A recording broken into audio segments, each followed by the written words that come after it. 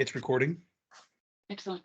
So welcome, everyone. My name is Maureen Meredith. I work for the City of Austin Housing and Planning Department, and I am the Plan Amendment Case Manager for this Plan Amendment case NPA 2022-0019.01.SH, and the SH stands for Smart Housing. So if you haven't already done so, please put your name in the chat box. I'll use that as my sign-in sheet. And if you're with an organization, if you could please add that. Please mute your microphone if you're joining by phone, and please turn off your video if you're participating online to save bandwidth. And this meeting is being recorded and it will be posted to the Speak Up Austin website. So how to participate today. The speech bubble in the menu bar at the top or at the bottom of your screen will open the chat box where you can type in questions at any time. Please limit general comments until the end of the Q&A session. After presentations, you can click on the raise hand icon to be called on to speak. Telephone participants will be given an opportunity to ask questions. When we get to that point, we will call out the last 4 digits of your phone number when we're ready to ask telephone participants if they have any questions. So, like I said, my name is Maureen Meredith. I work for a Housing and Planning Department.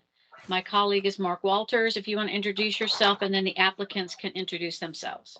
Yeah, good evening. I'm Mark Walters, a principal planner in the Housing and Planning Department, and I'll be moderating this evening's discussion.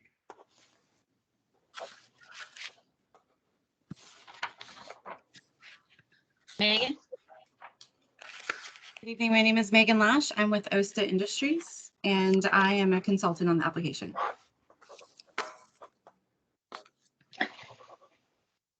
I am Sally Gaskin, and I'm with SGI Ventures, and I'm one of the development owners and co-developers. Is there anyone else on your team? I'm Joy Horrock Brown. I'm with New Hope Housing in Houston, Texas. Great, thank you. Okay, we'll go to the next slide. So here's my contact information. Later in the presentation, I will bring this slide up again. Sherry Serwatis is a zoning planner, and this is her contact information. If you live within 500 feet, you received a notice in the mail for the notice of filing that have our contact information on it as well. So the agenda tonight is I will go over basic case information, how to participate in the process, why is there a plan amendment application, what is a future land use map. Then I will do a basic presentation. The applicant will do her presentation. Then we will open the floor to questions and answers. So the property address is 3 lots, 1004, 1006, and 1008 East 39th Street. It's approximately 0.736 acres. Case numbers NPA 2022-0019.01.SH. And as I mentioned earlier, SH stands for Smart Housing. Project name is Katie Lofts.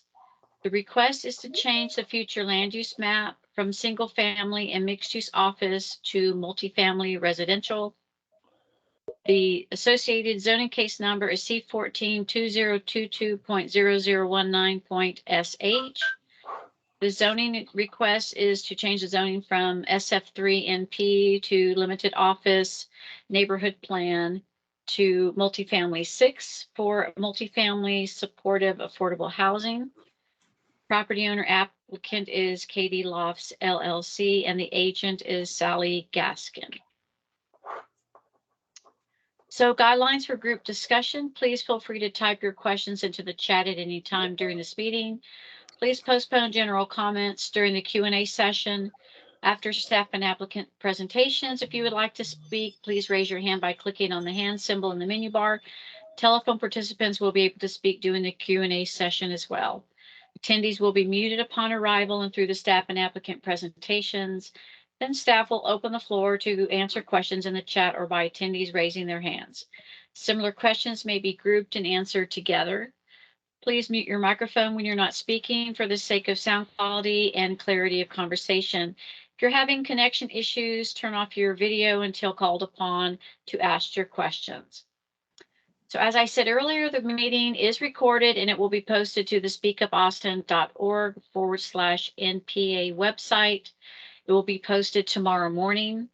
You can email me or Sherry any questions that you might have, or give us a call. If you provide written comments on the cases, we will add them to the staff case reports. When the cases are scheduled for Planning Commission and City Council, you will get a notice in the mail of the date, time. The meetings are in person and virtual. It'll also have instructions for how you can participate in the meetings. So why is there a neighborhood plan amendment application? So neighborhood plans are adopted by City Council as amendments to the Imagine Austin Comprehensive Plan.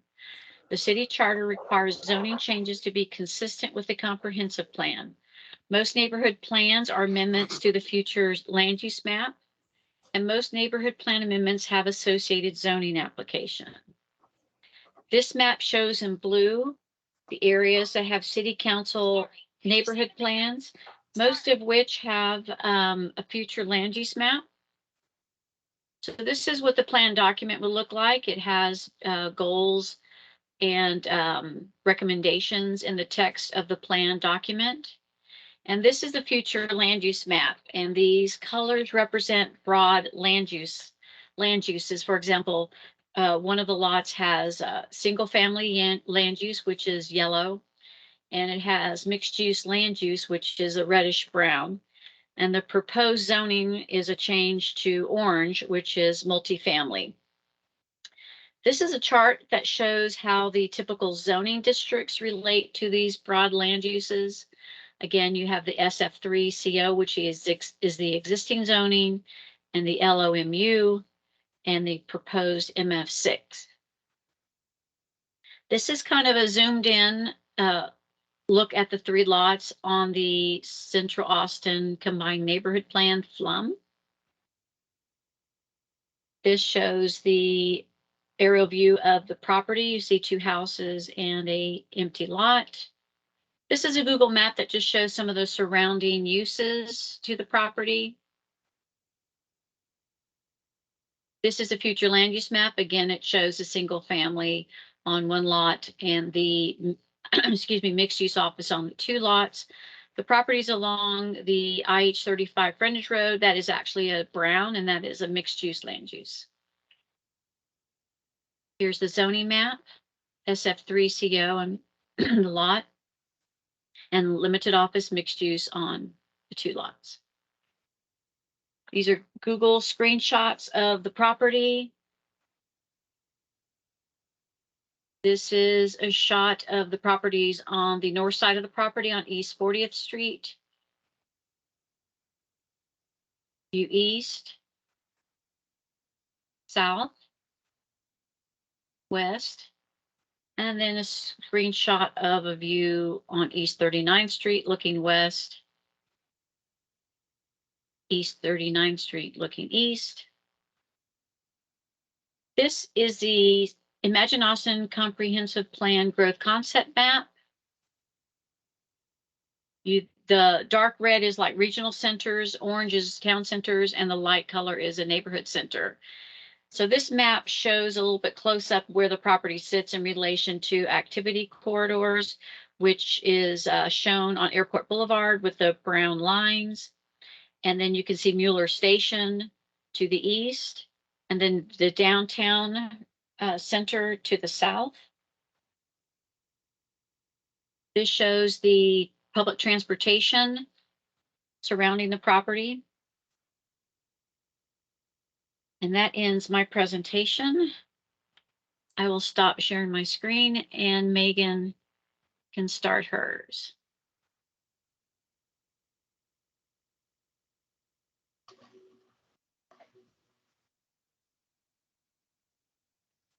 We can see it. Great. I'm actually going to turn it over to Sally first to do intros, and then she's going to pass the baton back to me. Got it. Hello, I'm Sally Gaskin, and I am the president of SGI Ventures, Inc., one of the development owners and the co-developer. And I wanted to just take a few minutes and introduce our team. Our other owner and co-developer is Austin Affordable Housing Corporation. And Suzanne Schwertner is with us tonight representing AAHC. She's the Director of Development. Austin Affordable Housing Corporation is a nonprofit affiliate of the Housing Authority of the City of Austin. They were formed in 2003, and they are a mission-driven nonprofit organization and have a significant portfolio of affordable housing with a long-term commitment to owning and operating affordable housing. I think Suzanne was telling me earlier today that the Housing Authority still has all of the properties that they started with in the early 1930s. So they are owners for life. And then, of course, my company, it's a Texas-based woman-owned firm. I've been in affordable housing since 1996, and it's definitely my passion to be in this industry, and it gives me great pleasure. Sagebrook and OSDA are both Texas-based women-owned firms, and they are they're on our development team as development consultants. Megan Lash is here tonight, and she will do the balance of the presentation. She's the president of OSDA. And then Lisa Stevens with Sagebrook, who is not with us tonight, but they have been in affordable housing for the past 15 to 20 years and have developed in excess of 3,000 units. So they are extraordinarily experienced. New Hope Housing is a Texas nonprofit, and they have been developing and serving permanent supportive housing developments for the past 25 years. They are well known in the state of Texas as pretty much the leaders in this industry. And we are very, very pleased and honored, actually, that they are going to be working with us on the Katy Lofts development. I think they're just an extraordinary company and bring amazing experience. And Joy Horat Brown is with us tonight, and she will be presenting some slides on New Hope and the supportive services that will be offered at Katy Lofts later in the presentation. Okay, Megan, I'm going to hand it back to you. Great. Thank you, Sally. As Sally mentioned, our team has been primarily focused on affordable housing throughout Texas the past several years. You might have seen several of our projects throughout Austin, and then if you travel to the DFW area, we do quite a bit of work there as well. The one shown on my screen is called the Abali. It's actually pretty close to this property. It's directly across the freeway, just north of Airport, and has some similarities as far as kind of the history of what the property was originally zoned and how we were able to construct this community. This is a property that, much like this one, will be owned long-term for affordable housing. But as a company, we've developed well over 3,000 units. Both our team and Sally's own properties for a long period of time. We are really helping on the development capacity, and affordable housing, of course, is our bailiwick. We will be building with green building practices. So everything we do will have an NGBS, National Green Building Certification, as well as an Austin Energy Green Building certification as well. Talk a little bit about public art in a minute. That's just something kind of extra that we do, showing a little extra love in the properties that we build, whether it's a mural competition or in Abali's case, you can see my cursor. This art was actually created by a neighbor that we found in our neighborhood outreach. So we like to find those kind of interesting stories and unique stories ourselves into the neighborhood and really try to be a good neighbor from the very beginning and be a good community as a whole. We will have on-site management, and everything we do, this property will be a little unique in that matter, and we'll have 24-hour service, and we'll get into that in a minute. But we have on-site management and maintenance. The property is called Katie Lofts. As mentioned, here's an outline of the site. So there's 2 single-family homes on the property now.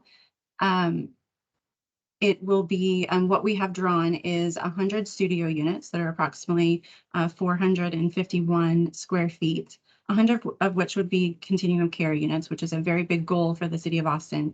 And we're trying to help strive to meet that goal that the city has set out through the housing blueprint and many of their new, their recent discussions and trying to solve the affordability crisis.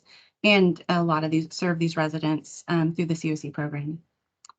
I know most of you are neighbors, so I'm not going to tell you how great the location is, but this was a property that we actually had under contract a year ago and looked at it then and kind of circled back to it, frankly, again this year, really with hopes that we're able to provide affordable housing in this area because even though we have other District 9 properties like the Abali and Aria Grande, we see a need for other types of affordable housing within this particular area.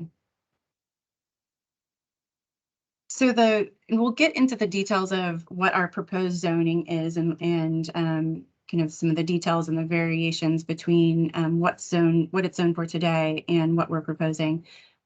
This particular height, or this particular rendering, I'm sorry, is shown from 39th Street. The maximum height is 45.5 feet.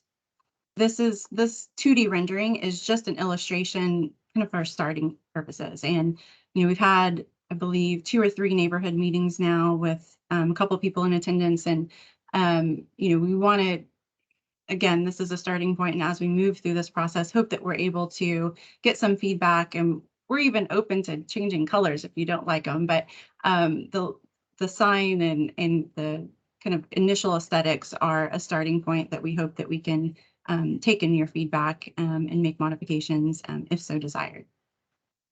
The entry would be off of 39th Street. This is a rendering from the west-facing side of the building. You'll notice that it is completely enclosed.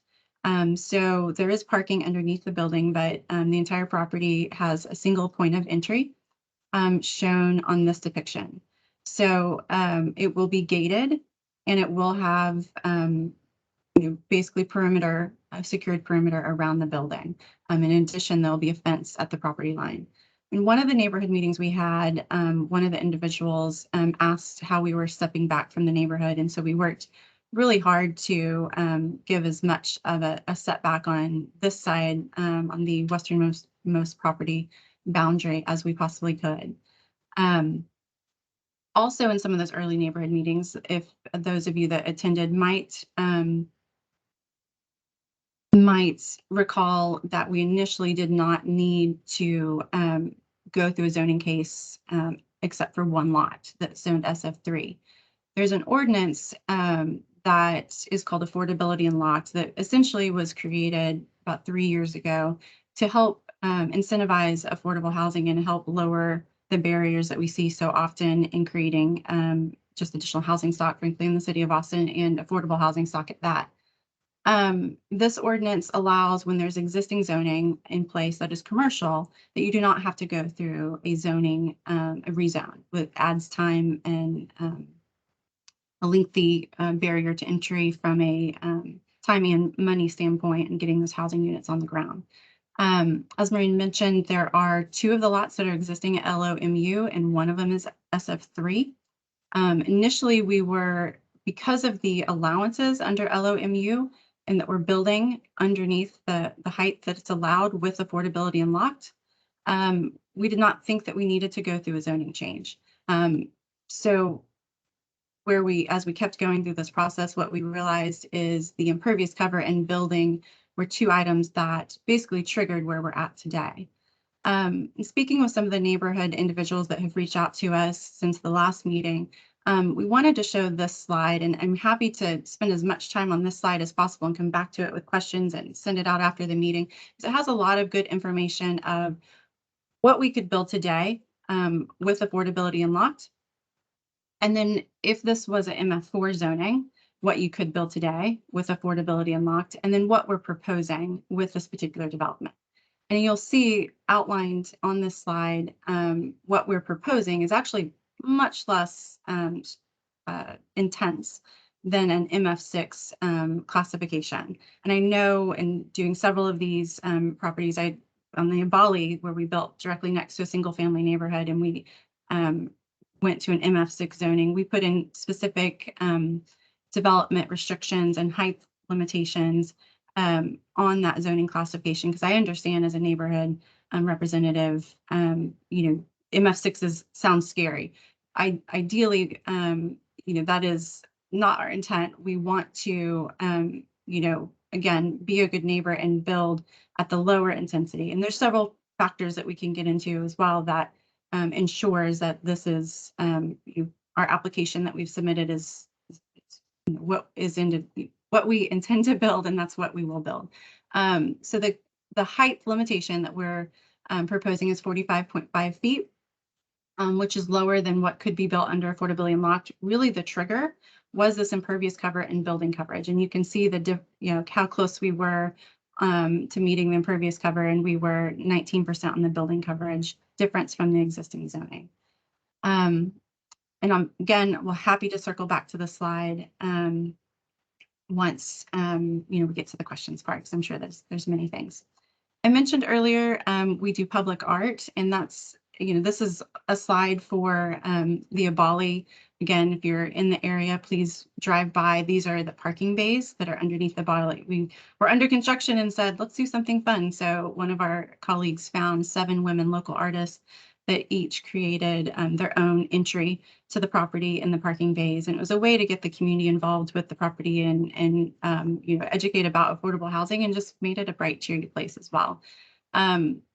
But you'll see if you do a tour of our communities that there's typically something like this. And the more community involvement we have with it, the better. We own these properties long term. The affordability actually has to run for 45 years. And so, that's where we're very committed to making sure that it is a well-run, well-oiled property that is a good neighbor and in many factors, not just being a property owner. The next few development examples are, again, just properties that we have completed. This one is Aria Grand. That's also very easily recognizable from I-35 that is just south of Woodland and 35. Here's a larger photo of the Abali. A little bit more about the artist here. It's a really neat man that we met while walking the neighborhood during the zoning case. Some photos from inside the Abali. And then we throw this slide in here just to kind of show our creativity and willing to be creative in anything that we do. This was a church that we were able to save in Fort Worth.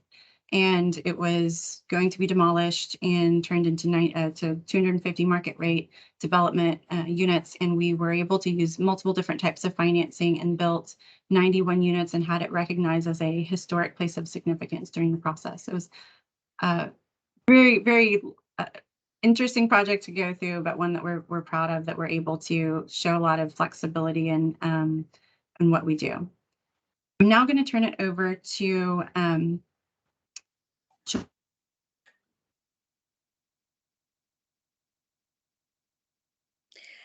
I seem to have lost the audio. Are you able to hear me? I am not able to hear you.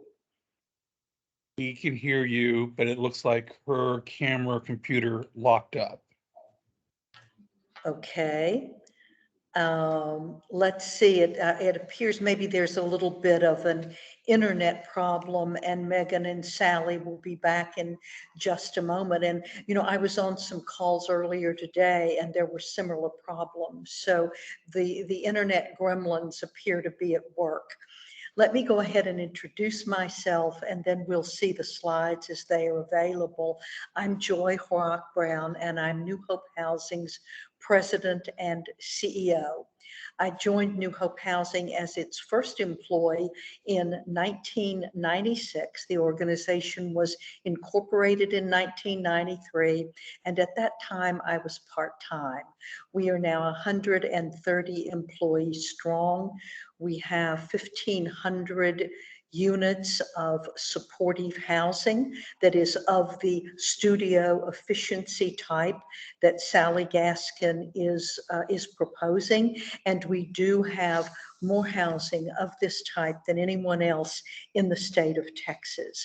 New Hope has been recognized internationally, nationally, statewide, and locally in Houston for excellence in design and development and management and service provision, because the type of housing that Sally is proposing is housing plus services, and the services plus is an extremely important piece for you to remember, because individuals whose incomes are extremely low are on the edge of homelessness, if not have actually experienced homelessness, and those services are what allow them to be stable in housing and to re-enter as wonderful citizens in your neighborhood. Megan, are we going to be able to have slides available now? Yes, I apologize. I got kicked off the internet. I lost As internet. I told the group while you were gone that this had happened to us earlier today. So clearly the internet gremlins have attacked Texas. Yes. Are you seeing my screen now? Yes. I am. Great. There we go. And here you see displayed New Hope Housing's core purpose, and you see an example. What Megan was showing you are examples of the type of housing that they have built, and it is wonderful. And what I am showing you is examples of the type of housing that Sally is proposing, which is studio efficiency housing that is suitable for individuals. And you see what I hope you'll agree is a beautiful example there of the kind of building. If you would go back, Megan, we were founded in, if you would go back, there we are. We were founded in 1993.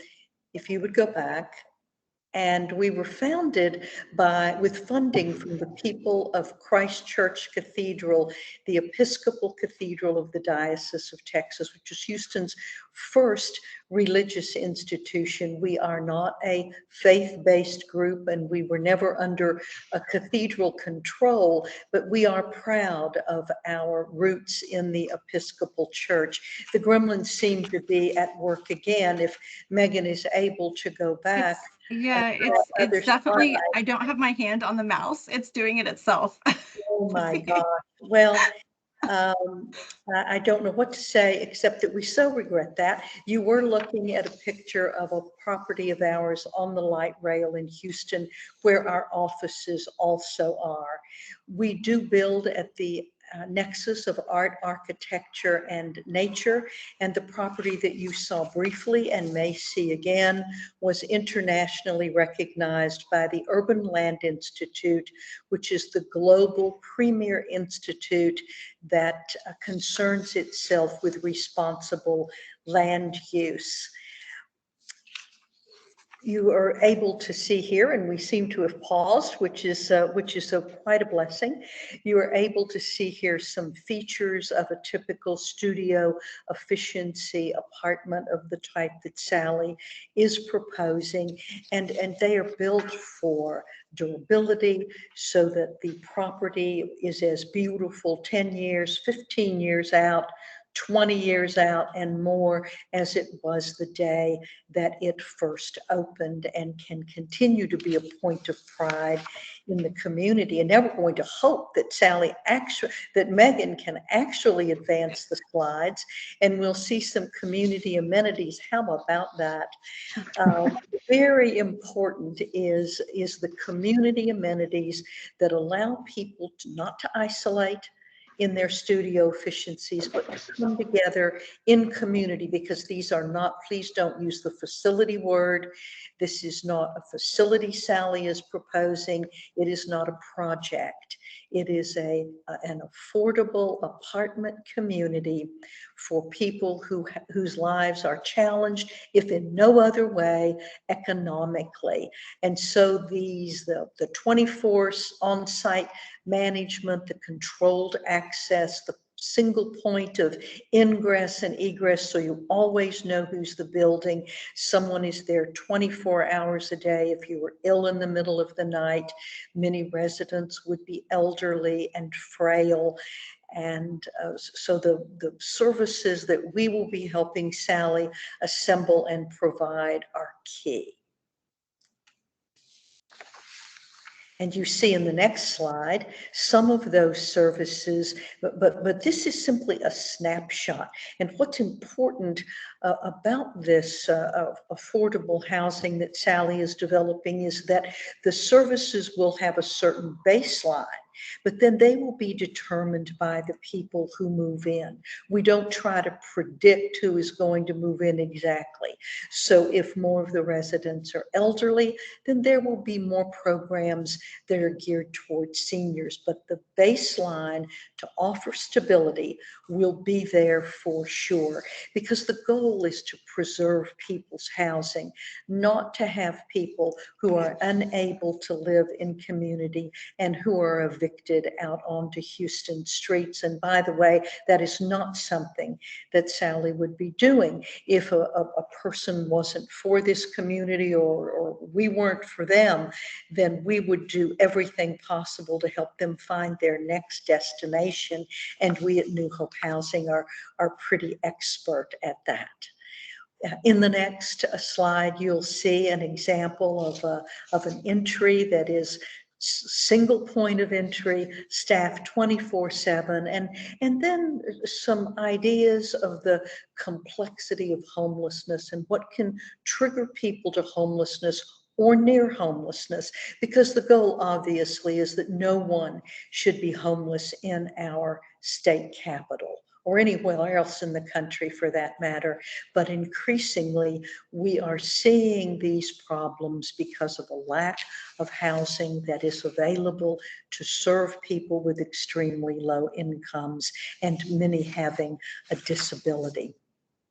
You'll see in the next slide an example of some of the people that we serve at New Hope Housing, and we cannot say that it would be exactly the same population, but it would be close.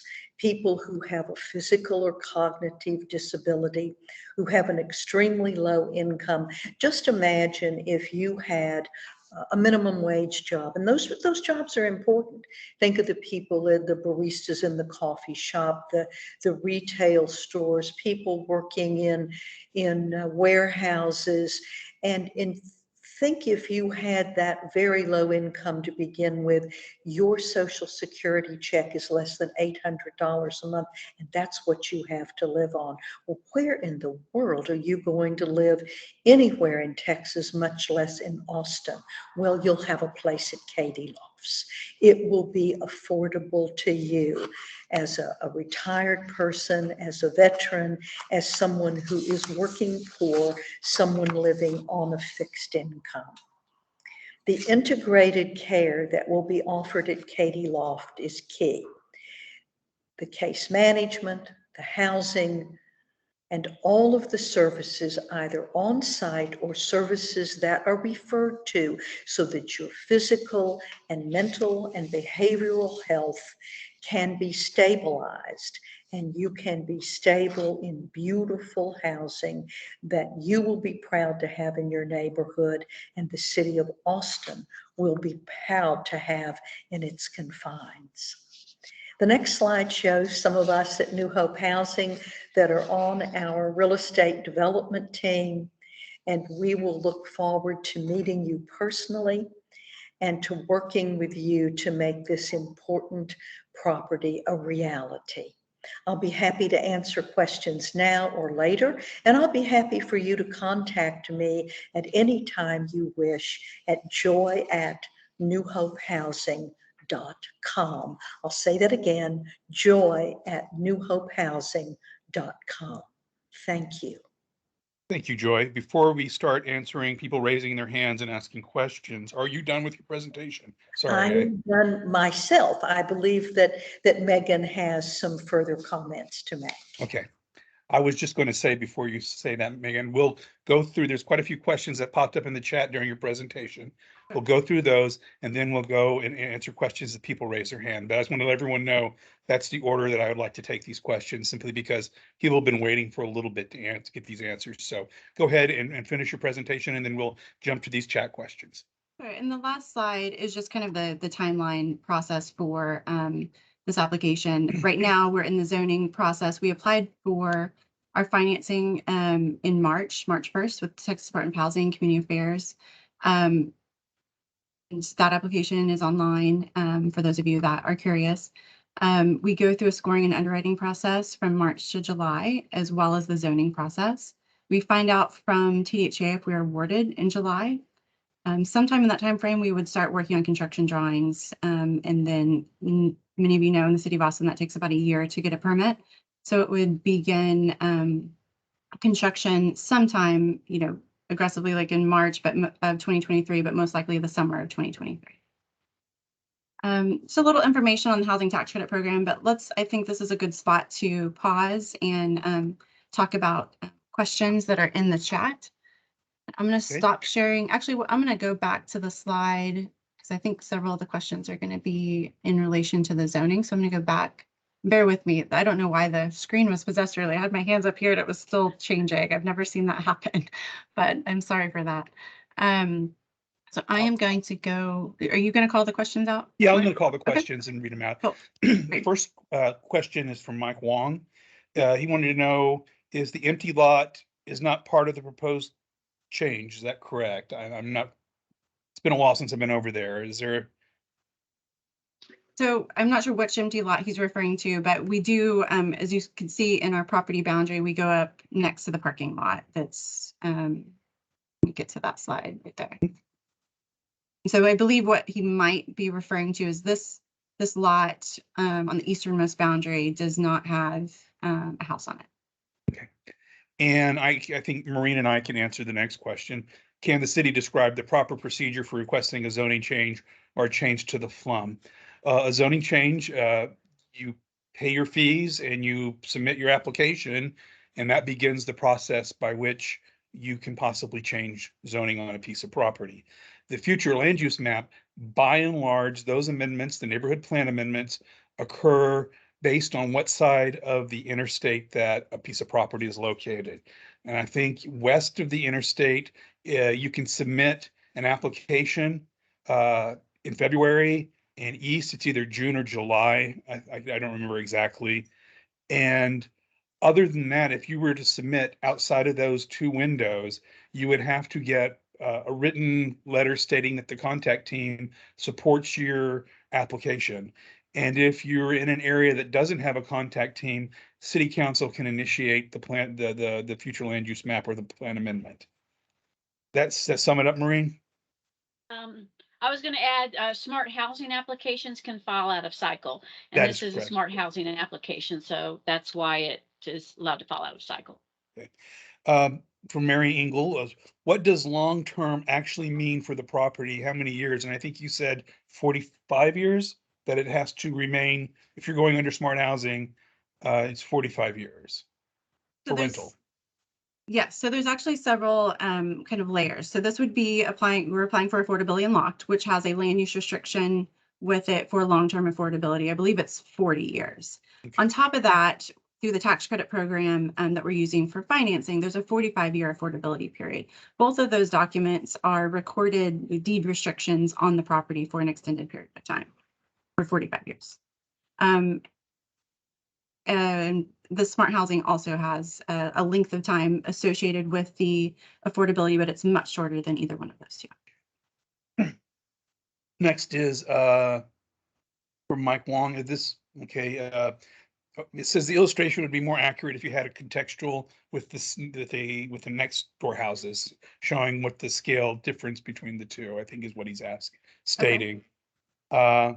When you answered the question for affordability, there's another question. If this project does not get its tax credit, is there any guarantee from the city that the normal MF6 would not be conveyed to a future owner? Well, I can say that zoning runs with the property in perpetuity until it's changed.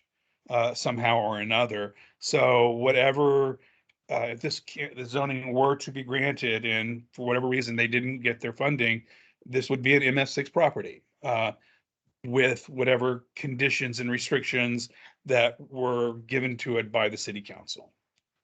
Can I add to Okay. that as well? Yes. As you alluded to, that we're willing to put a conditional overlay on the property so that by right, we restrict it to 45.5 or round up to 46 feet. That would ensure that what we are discussing through the zoning process and the flume amendment process would be what the property is restricted to, unless, of course, as you mentioned, the zoning was changed to something else in the future. But we're willing and happy to do a conditional overlay that shows where we're drilling down and, basically building less than what MF6 is.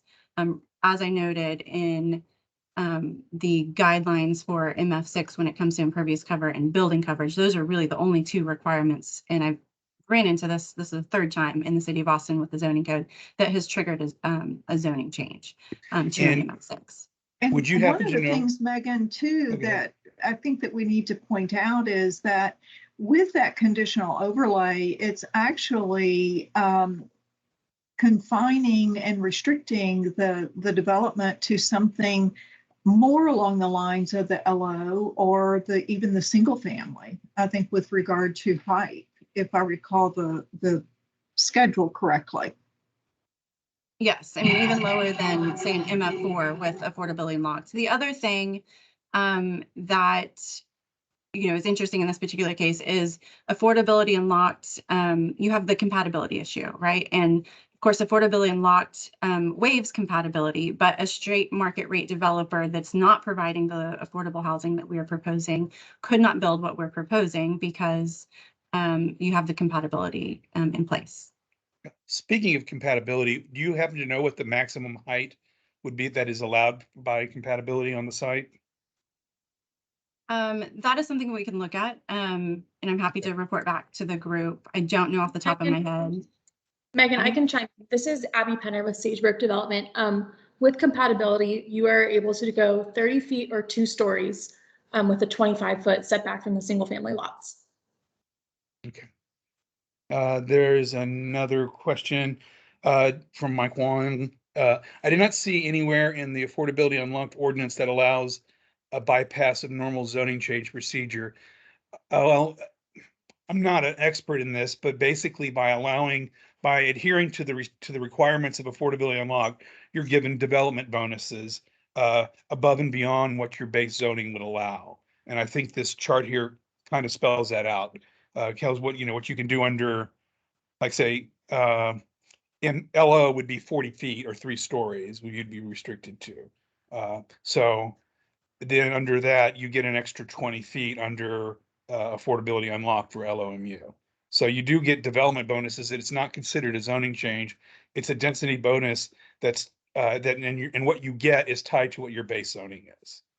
Yes, and the commercial zoning in where we've seen this applied multiple times, if there's existing commercial zoning, typically it allows there not to be a zoning change trigger because going from a commercial zoning like LO to multifamily is considered a down zone was the thought process when council passed this ordinance. But I believe, but it does allow the underlying zoning to take into account in exempt properties from being rezoned in the affordability unlocked ordinance.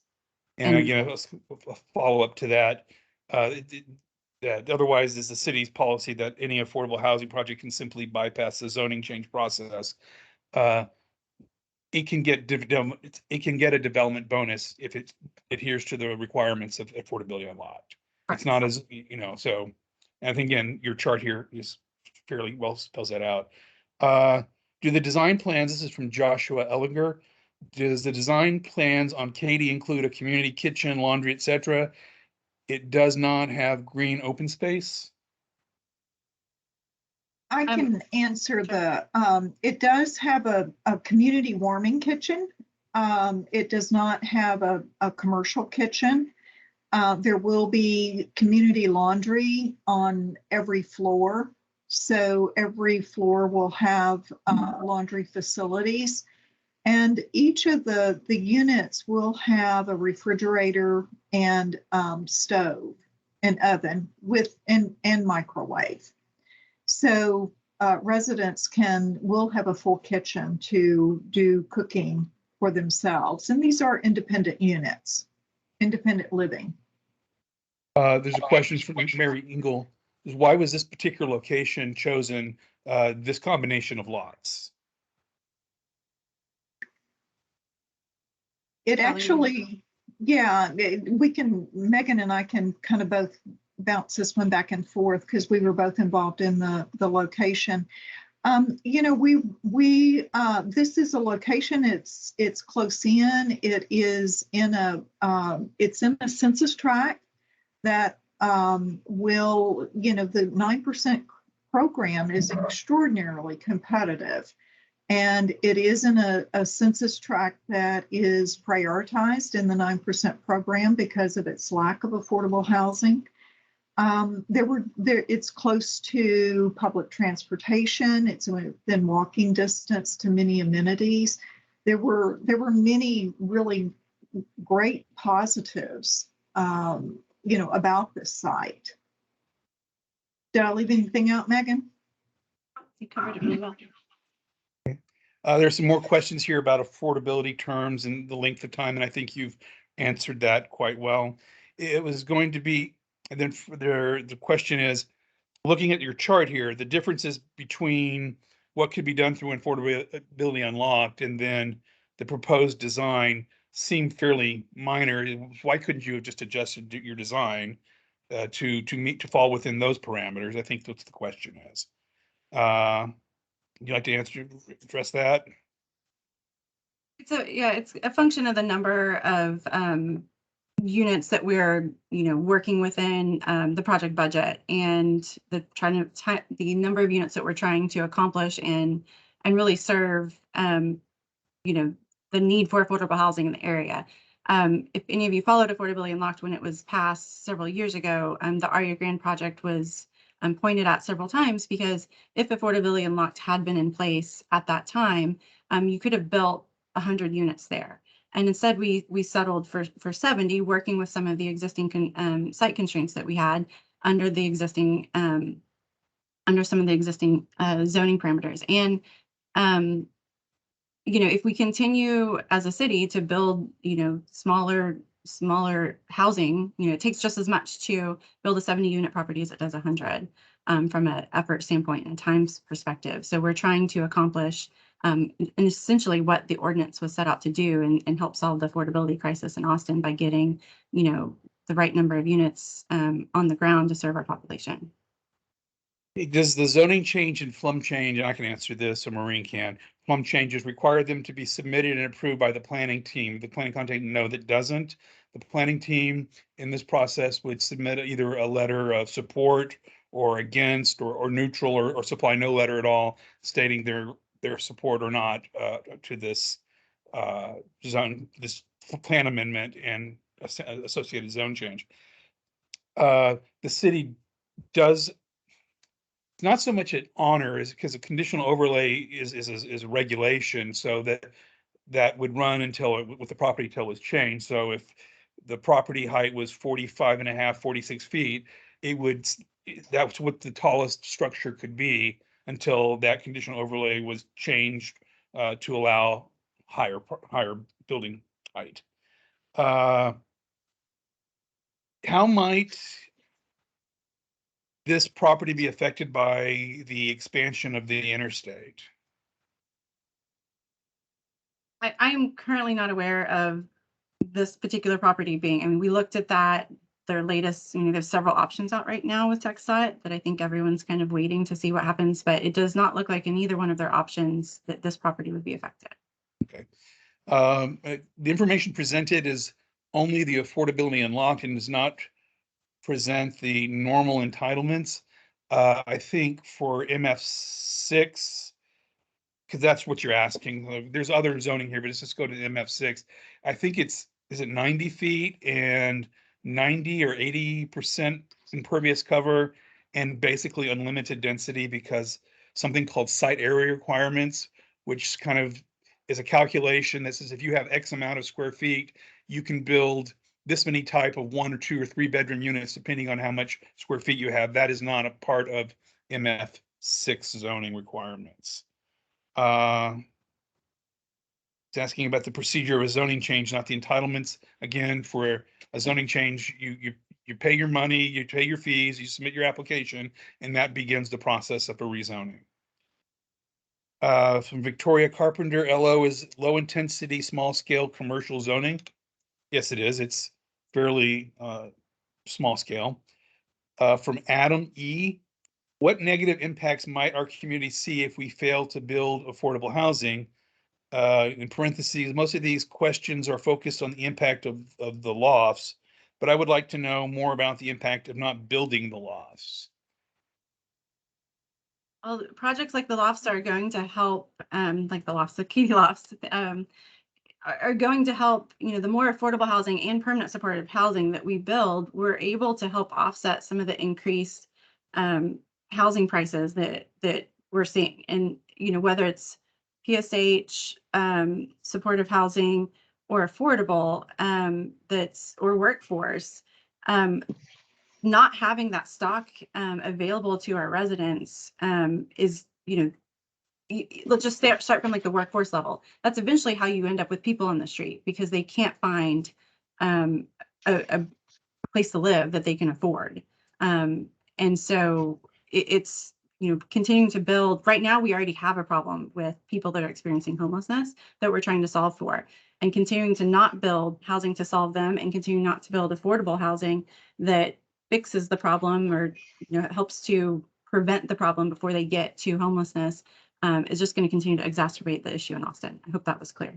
Okay, bounced the around. question, go. Is there a follow-up? No? Okay. There are numerous other places within Hancock that would provide better impact to both the community and the affordable housing cause. For example, I guess the city could acquire land at Hancock Center just a couple blocks away. I assume you purchased this land because it was for sale. Sure. Yes, that's correct. And Michael, you and I, as well as anyone, that you have to have a willing seller, and that's always the first step. And as many of these neighborhood meetings as we've had, there's always a, this is great, but let's do it somewhere else. That it's just not that simple. We have to find somebody that will work with us from a timing perspective, that's willing to meet with us from a pricing, and that meets the state guidelines as far as where affordable housing can be built, how close we are to amenities. And they're literally layers upon layers upon layers that we have to basically make all align in order to find a property that can qualify for this financing. And so often do we hear, oh, I've got a great site for you over here, but it doesn't meet the state guidelines. And without the ability to leverage this funding source that makes this property affordable, it's not possible. So it's a lot of things in play. And, we're trying to be on the outside of the neighborhood boundary, as close as, on the outer boundary as we can, versus being on the inside of the neighborhood. So hopefully that answers your question, but it's a very complicated process in finding even a seller in this market that is willing to give us the time that we need to go through this financing process as well. Okay, there's a note on the future land use map right in this general area that says beyond this spot, this line on the map, there shall be nothing but single family houses. And to the east is the mixed use neighborhood, mixed use and mixed use that runs along the frontage road. What are your thoughts on that note? That's why we're doing amendment, but it's one of the lots. One of the 3 lots is what is being depicted in that map that's in the chat. So certainly understood. You can build the number of units and what we're proposing on the other 2 lots by going higher. And that's just not the route that we wanted to go for multiple reasons. We didn't want to have to go to higher than 45.5 feet.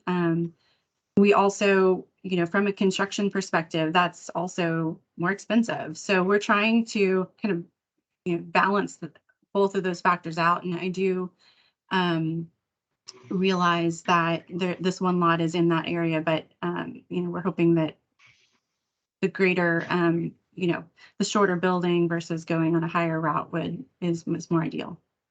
Here's a question from Mary Engel. Is it true our state rep could nix this project if contacted by enough people? I don't know the answer to that question.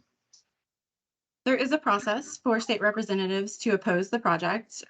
They would have had to have done that by March 1st. The state reps received a notice that we intended to apply back in January. I would say as, I hate where that comment is going, but, that is, it would say a lot of legislators see that there's a big need for affordable housing in Austin. But yes, that could have occurred before March 1st. A question from Joshua Ellinger. Yes, just changing the conditional overlay is changing the zoning. It's the same process. So changing the terms of conditional overlay from 46.5 feet to 32.3 feet, whatever that case may be, it's a zone change. Once you start changing the terms and conditions of zoning, it's considered a zoning change. Because very often you'll see a zoning case like CSCO and to CSCO, and they're just changing the terms of what can be done through a zone change. I think you answered it why you didn't use Hancock Center, possibly, because you had a willing owner who was willing to work with you. From Nick Barbaro, regarding I-35, I was kind of more meaning someone ought to mention that this property is going to be almost on the access road, which is going to make it really incompatible with single family.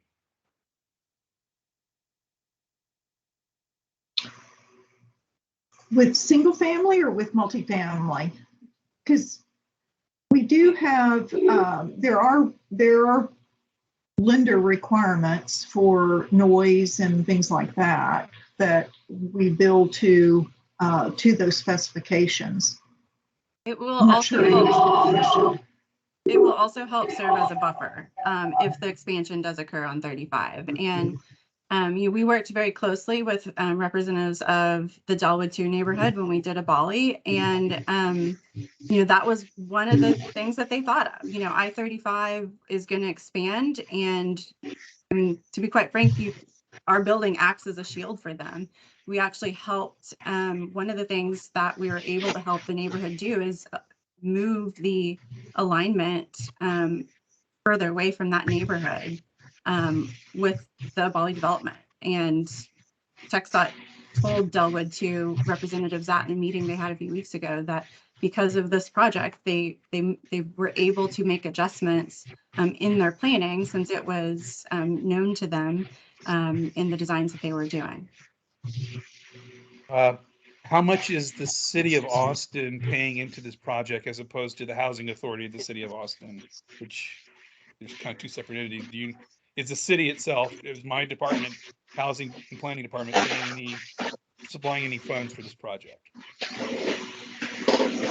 We do have application for gap financing with the city of Austin. That is with today's Sally, do you remember off the top of your head what the amount was? I don't remember, but I'm thinking that it was 2.6, 2.4, something like that. And then the housing authority would be putting in vouchers that help serve the property as well. And second follow-up to that says, I know there are at least one other public entity, Travis County, that would be a willing landowner. Okay. Oh, for everyone's yes, qualification. And in this particular case, we chose HACA, which is the housing authority, to be our partner. And there's a lot of great, Austin is fortunate. There's a lot of great public entities that serve as partnerships. I have a partnership with Travis County. I have a partnership with the city of Austin. We have partnerships with HACA. They're all great, willing landowners, as you mentioned, but our agreement with this one is with the housing authority. Oh, just for everyone who's curious, there's a Michael Wong and a Mike Wong, and they are not the same people. I did not realize that. Okay, thank you.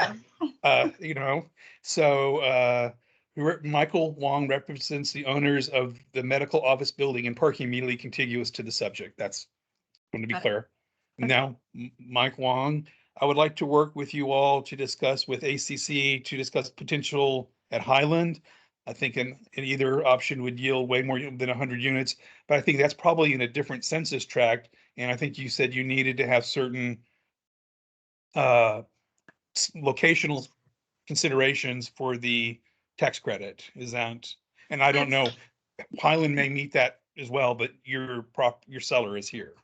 Correct. And, this application is pending already with the state. I mean, the rules change on any given year. Maybe next year, the Highland site is competitive for the financing. It literally is a moving target on a yearly basis. And very rarely do you see a situation where sites are competitive year after year. It did happen in this case, but that is something that, we're happy to look at for a future project because the need is there aside from the 100 units that we're proposing here. But this project is, we can't unwind the clock as far as selecting a new site and starting over from scratch at this point, and on all the work that we've done thus far. And Nick Barbaro has a follow-up statement. He did mean single family and not multifamily to his question earlier about the interstate in this site. Victoria Carpenter says or asks, affordability unlocked is allowed in SF3 zoning. And with your development goals being so close to what is allowed in LOMU, why are you seeking a base zoning change as opposed to variant specific to your development needs? And if you look at the chart that we have shown, and Maureen, feel free to pipe in, but I am not aware of a variance. I would love to only change the SF3 zoning. And in fact, at one point, we filled out the application to be LOMU on that single family lot. And then working with the zoning team, we basically discovered that there was not a variance option for these two areas where we weren't able to meet the LOMU, which is the impervious cover and building coverage. So one of the things I was trying to highlight with this slide is we were really close to meeting. We would just change the SF3 to LOMU. We were really close to meeting the impervious cover, but it was really the building cover that was the trigger in all of this. Okay. But that's, again, why we're really willing to limit our height with the CO and build under these restrictions. And Mike Wong said he's not the eye doctor. And got it now. I thought you were. Wong. Okay. Okay. There's also the Travis County District Clerk site, which already has, I guess that's the one that was recently developed on Airport Boulevard, the site of the former Chair King retail outlet. It has affordable housing, has one affordable housing development. And again, clarifying who's whom. It's the last one. Got it. With that, there have been two people very patiently with their hands virtually held up, and I'd like to go to them now. The first one would be Joshua Ellinger and then Mary Engel. Joshua, would you unmute and please ask your question? If you could let me share the screen. I don't think you were unmuted. Can I share a small presentation? Sure. If you want to stop sharing, then we can let Joshua start his.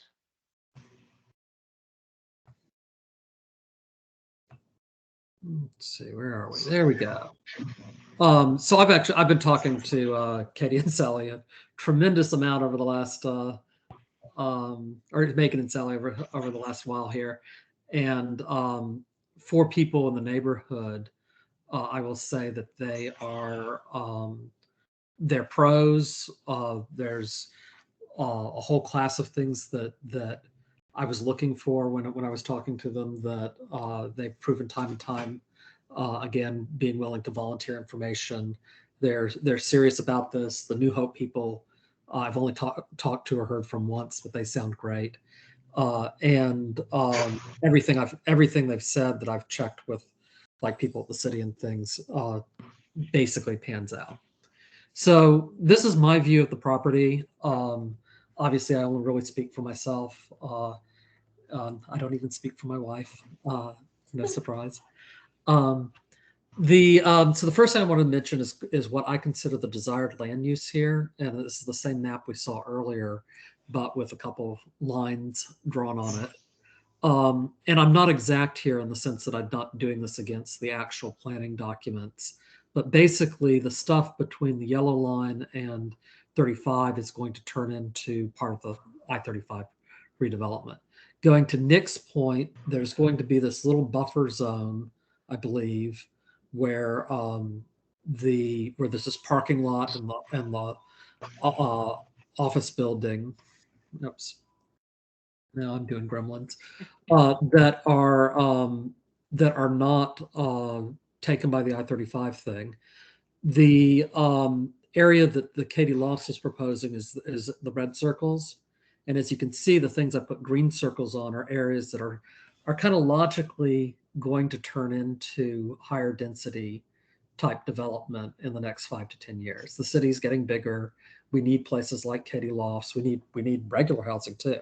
And so I think at some level for the neighborhood, the new frontage area consistent with the existing plan is where the high density stuff should go, and that will kind of shield and buffer us in the neighborhood a little bit from the highway. The takeaway from this is that the parking lot really should have been part of the proposal. And from discussions with Sally, and she can respond to this a little bit later if she wants, it sounds like that wasn't pursued because it was decided that the people who owned it were not likely to be ready buyers, and so it wasn't already on the market. They would actually have to convince them. Ready sellers. It was not on the market, and they decided not to pursue it. I think that's something that in and of itself would justify delaying the zoning change and seeing if we as a neighborhood, and maybe with support from the city, can encourage them to actually make the sale and enable this property. Originally, Katie Lofts was intended with a mix of sizes. That's what Sally went to the city with last year. There's a lot of good reasons for that. Quoting from an article I read talking about affordable housing out in California, not supportive. One of the quotes from it is that new development should contain a mix of unit types to accommodate different types of household. I believe you see that too in a lot of the supportive housing developments out there. The ones that do 100% efficiency have large shared green spaces that make the thing a much nicer, more attractive space, or like the Capitol Lofts downtown have this interior courtyard that's very nice. So there are a mix of both things, but for this neighborhood, we may need to yield a bit on the density side, but we need to keep the family characteristic of it. And the proposed development is not a family development. The reason it's good for families is that we're right next to two child care facilities. There's a pediatric medical in the office building. It's walking distance to Lee. If you look at the application with the state, you'll notice that the letters of support include Any Baby Can and Capital Ideas, both organizations that support single mothers. And this neighborhood is a mix of students and families, and we should keep it that we should integrate the development would integrate better if it was also a mix of families. I think the pushback on this at some levels, and the reason they went down this path, is that the city and the activists are acutely aware that the vast bulk of the people who are homeless are older, male, and single. So of the 3,000, they went out and did a survey, the ECHO group did, and 82% of the people said they were in a single household. It implies that about 600 people said they were in a two-person household. That also correlates really strongly with the gender split. And so what I think happened is that a good chunk of the women said they were in two-family households, and the men denied it. And so I think it's actually an undercount. And particularly when you look at the near homeless population, I think you're going to see a shift too. So I think there's a lot more need for 1 and 2 bedroom type developments to support people who are homeless. The thing that really shows that is that the property that Katie Lofts is competing against for the tax credit, there's two properties, but the one that's close enough that it's either Katie Lofts or the Lancaster or it's nothing, is this property on 51st Street called the Lancaster. The Lancaster is a 012 60-unit development on a much smaller space of 0.45 acres. It manages to have 60 units that will house about 100 people. Now, the way they do that is they go up a lot further, as you can see by the drawing, and they have no parking, or maybe like 4 parking spaces.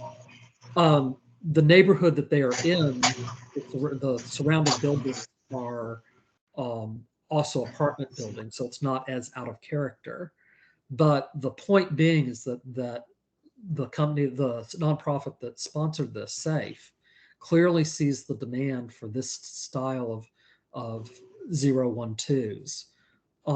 And that the reason that the developers chose, Kelly can elaborate on this, they chose that 0 was due to land constraints. Can you say what SRO is? Single residency occupant, the approach.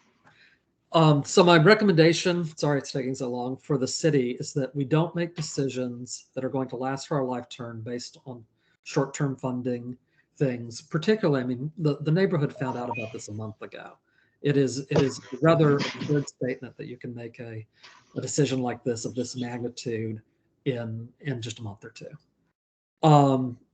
With support of the city and the neighborhood, we should go back and see if we can free up the parking lot for better use. I believe that that thing was built in the 70s when we were better at housing cars than we were at housing people. We should seriously consider lowering the parking requirements, which is a change from my previous position, but it's borne out when you look at the other things that are being built. And I suspect if we talk to New Hope more, we'd find out that really is a justified thing to do without impacting the neighborhood.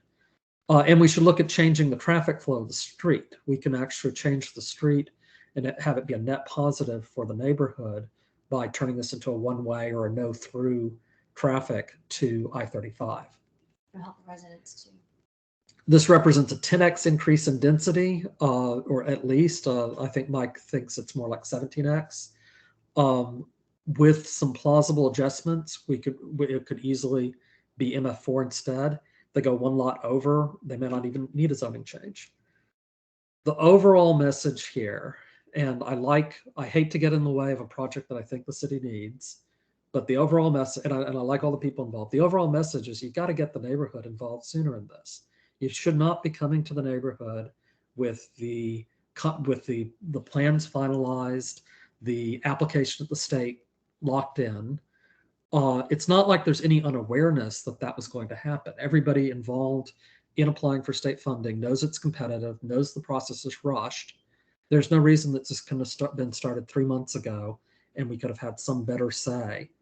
And it's unfortunate that because of the way this played out, the neighborhood is in the position that we have to kind of be the bad guys and say, no, this isn't the best thing for this property. No, we don't want to do this.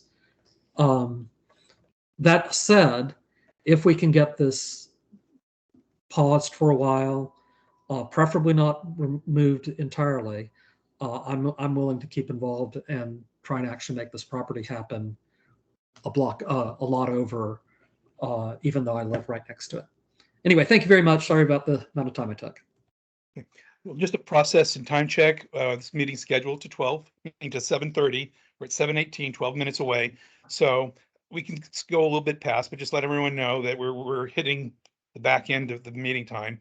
So Mary, you're next. Would you please unmute and ask your question? Yes, thank you, Mark. My question is still stuck on the term for long-term ownership of the property. I got a reply in the chat that said the long-term ownership would be at least 15 years for the community. And the question was answered that it would be affordable housing for 45 years. So the ownership could change. after 15 years? Could it be sold? Could it be sold at profit? Does it have to remain as affordable units? I have a little confusion here. Sure, Sally, do you want to take that? Yeah, let me take that one. The federal guidelines require that the equity investor stay in for 15 years. But the LURA, the land use restriction agreement, is for 45 years, and the affordability and locked restrictions are for 40. The situation, and after 15 years, frequently these developments may be refinanced because they're 15 years old and they could use an infusion of money for modifications and that kind of thing, and plus many of the debt terms are on a 15-year, 18-year term loan. So they're frequently refinanced, but they remain affordable. And in this case, the owner could change, but in this case, the Housing Authority and Austin Affordable Housing Corporation, the general partner, is a tried and true long-term owner.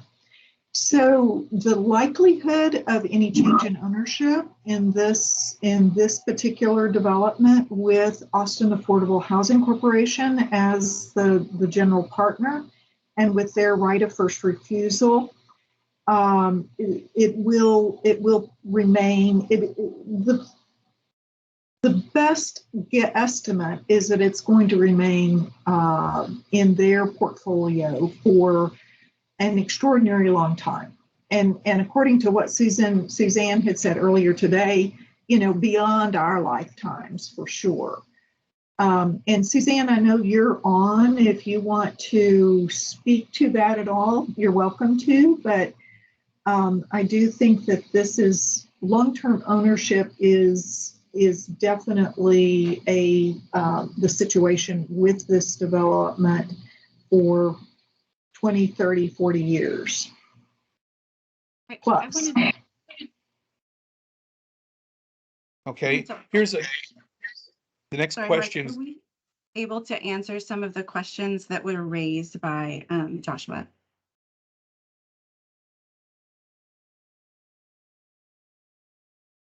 To whom did you direct that question? To you.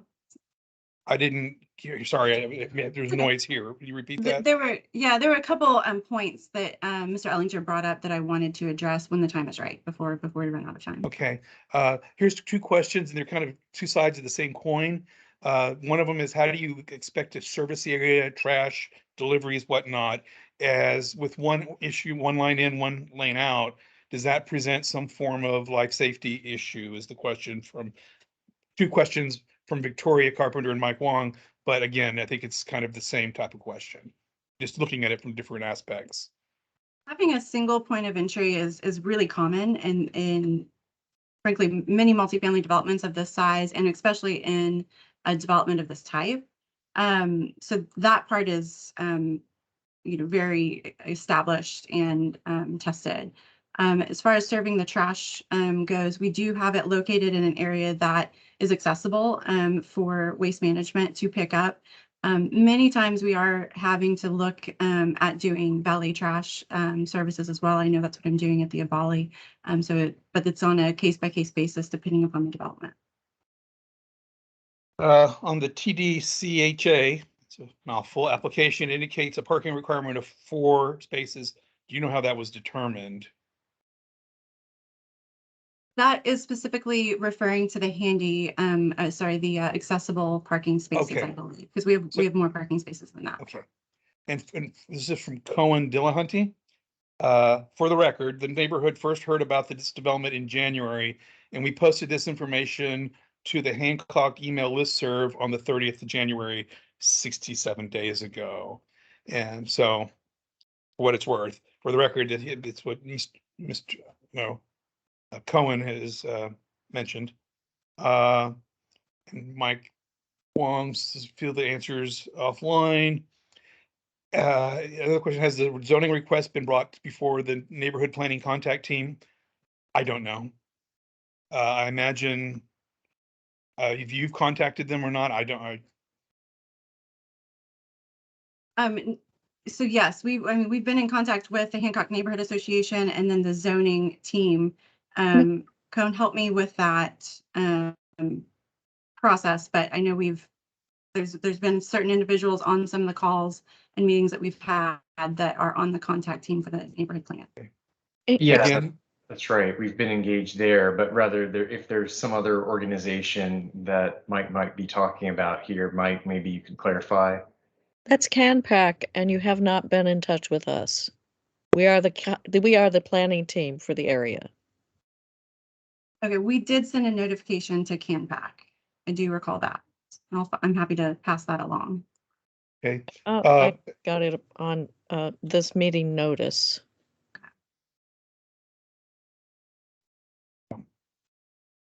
Okay. We Was that can, Miss Mary Engel that yes, it said was. that? Okay. Yes. Look up our correspondence there. Another question from Nick about, would it be feasible to add the extra lot and expand the project? I guess it would be incumbent upon that property owner being willing to work with you in the time constraints that you have. And Mike Wong, I think the Central Austin Combined Neighborhood Planning Team or something like that is the official contact planning team. That is correct. It represents the 7 or so neighborhood associations that are the neighborhoods within the Central Austin Combined Neighborhood Plan. Okay, and Victoria's question was not about one in and out. My question is about servicing, loading trash, mechanicals, transformers, etc. Are large. Where would you put them? And I think you to that point in the site plan that you can discuss that. Yes, I mean, that is something that we work out in the site plan. The trash is located on the existing site plan, but transformers tend to get located once we work through more of the design with Austin Energy and some of their requirements on where they're to be located. But yes, we are aware and have space on site for transformers as needed. I believe we skipped over a couple of questions on incorporating the other tract of land, and that was one that I wanted to address if possible. Okay, there's one more real Okay. quick, and then we'll just Okay. get to that. And then please no more in the chat until, because we're running up against time. The HNA zoning committee is not the official planning team. Yes. The normal zoning change procedure would be to get approval from the planning team before it proceeds to any other entity. Ideally, you would like to get approval, but it isn't statutorily required to get approval before you move on to the public hearing process. So Megan, if you want to address that.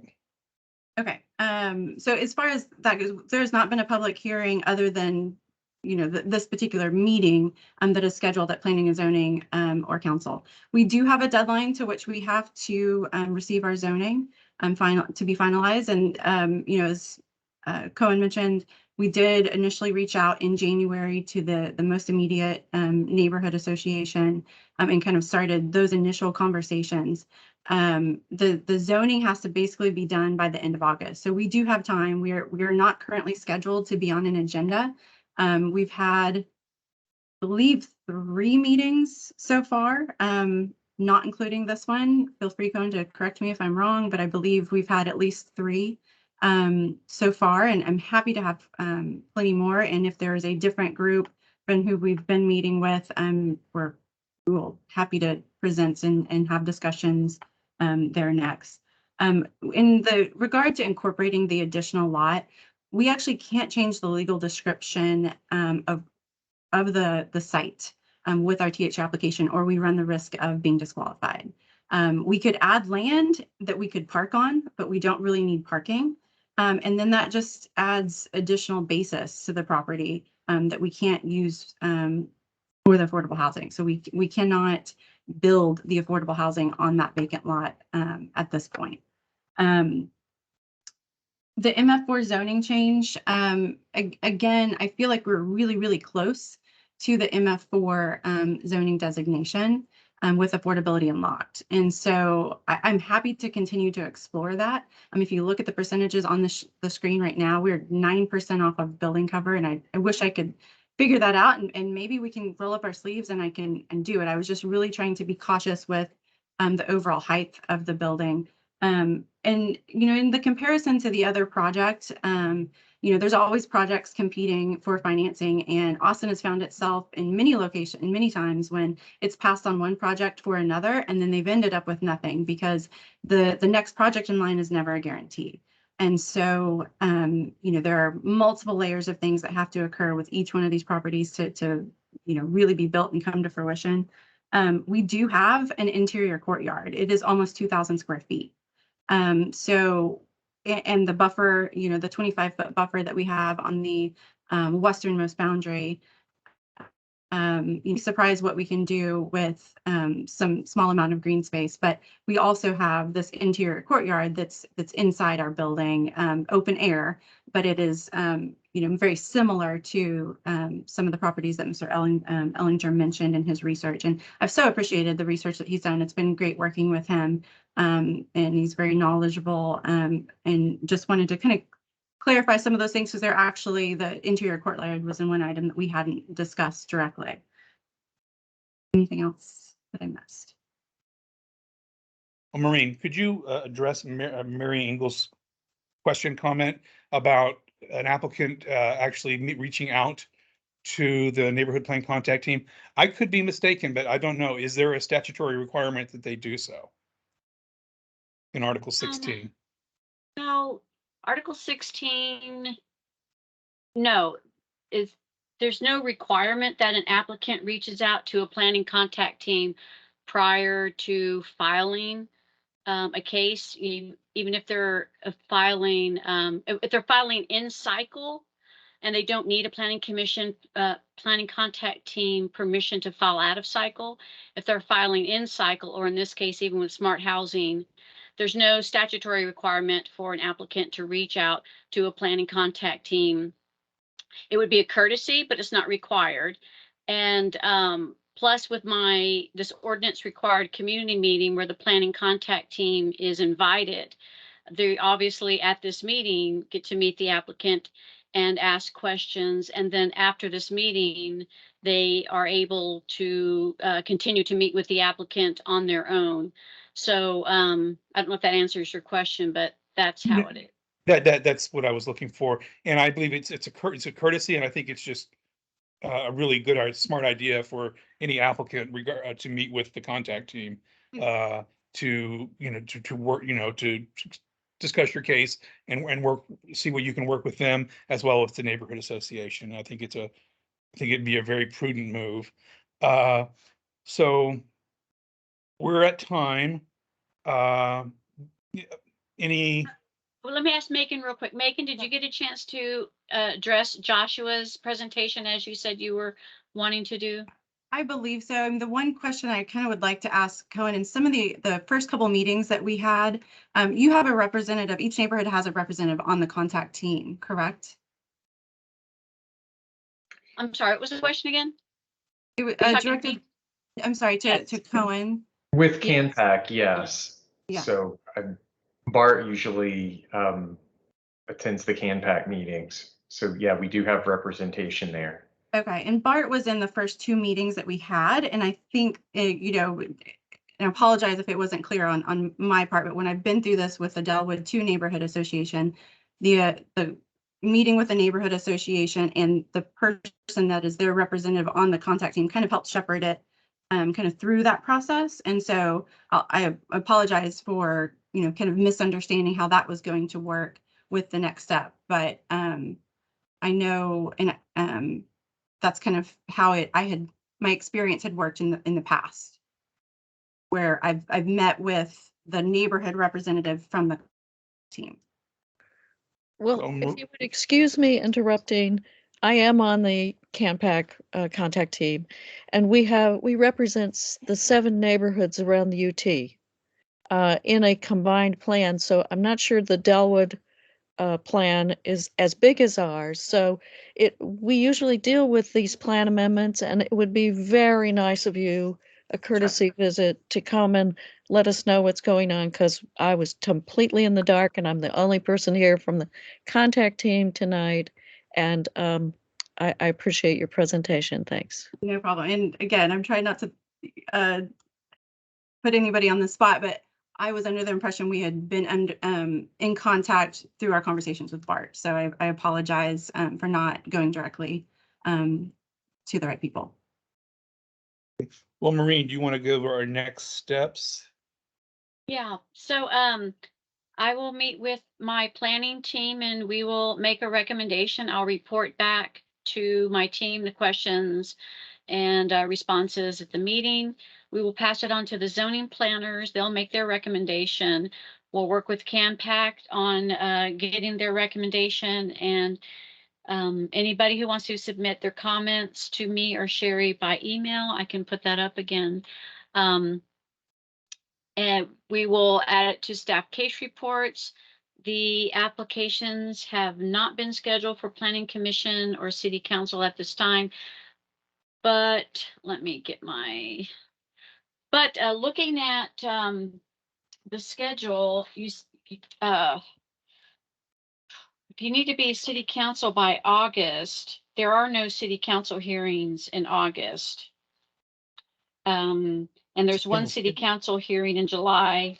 So we need to work with you, Megan, on looking at dates. So I suspect it's going to be fairly quick. So I hope the planning contact team can, work with us on getting a recommendation so we can help them meet their deadline.